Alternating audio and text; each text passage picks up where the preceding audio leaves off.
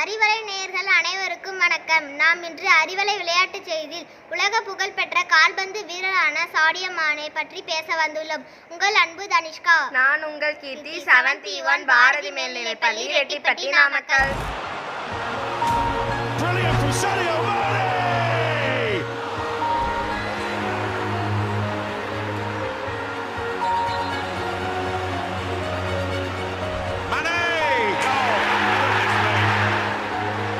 உலக புகழ்பெற்ற கால்பந்து வீரரான சாடியோ மானே ரூபாய் 140 மில்லியன், அதாவது இந்திய ரூபாயில் 15 கோடி ரூபாய் ஒரு வாரத்திற்கு சம்பாதிக்கின்றார். ஒரு நேர்காணலில் போது உடஞ்ச பபலோடு இருந்தார். அதற்கு அங்கிருந்தவர்கள் ஏன் நீங்கள் உடஞ்ச பபலை பயன்படுத்துறீங்கள் கேட்டனர்.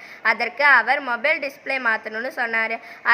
அதை கேட்ட அனைவரும் அவரை வியந்து பார்த்தாங்க. அதற்கு அங்கே இருந்த ஒருவர் மட்டும் நீங்கள் அதிகம் சம்பாதிக்கிறீங்க, ஏன் புதிய மொபைல் வாங்கிக்கலாம், ஏன் இன்னும் பழசே யூஸ் பண்ணுறீங்கன்னு கேட்டாங்க.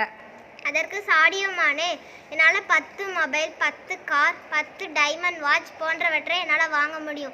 இருந்தாலும் நான் வறுமையில் இருந்து வந்தவன், ஒருவேளை உணவுக்கு கஷ்டப்பட்டவன். அதனால தான் ஆடம்பரத்தை விரும்புவதில்லை என்று சாடியோ மானே சொன்னார். மேலும் அவர் தன்னுடைய கிராமத்திற்கு பள்ளிக்கூடம், மருத்துவமனை, விளையாட்டரங்கம், ஏழ்மையில் வாடும் குடும்பத்திற்கு மாதம் ஊக்கத்தொகையும் அளித்து உதவி செய்து வருகிறார்.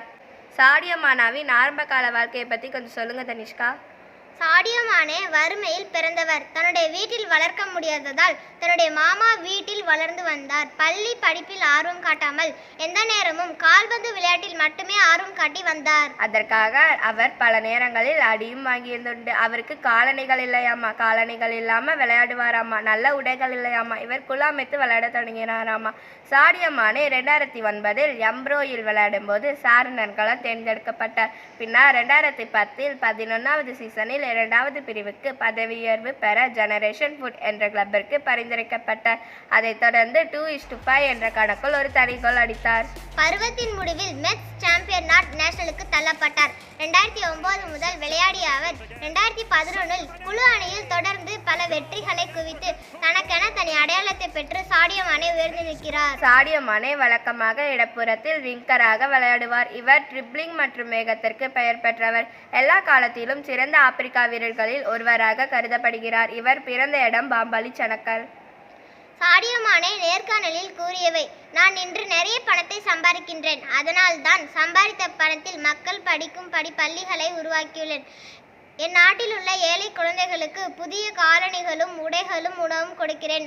மேலும் நான் வசதியாக வாழ்வதற்கு பதிலாக அதை என் மக்களுடன் பகிர்ந்து கொள்ள விரும்புகிறேன் என சாடியோ மானே தெரிவித்து அனைவரையும் ஆச்சரியப்படுத்தியுள்ளார். இதுவே ஆடம்பரமும் வறுமை உலகமே கொண்டாடும் சாதனை நாயகன் சாடியோ மானாவின் மறுபக்கமாகும். நன்றி, வணக்கம்.